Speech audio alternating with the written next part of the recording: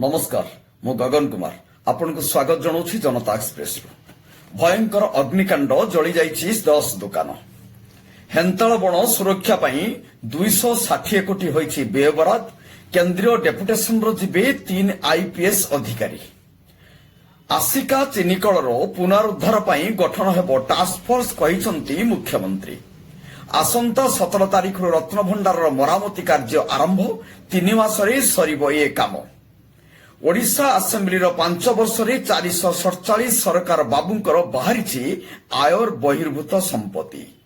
खोर्धा सहर रे धारा 163 विरोध परे व्यवसायी को 5 दिनर मोहलत देइछि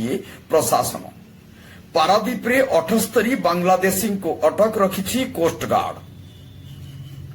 ओडिशार वेदर खसिब तापमात्रा बढ़िब शीत कुहुड़ी पाई 8 जिला को हाई अलर्ट राज्य रे 87 जेल रे थिबा 400 कैदी सजा हबो कोहଳ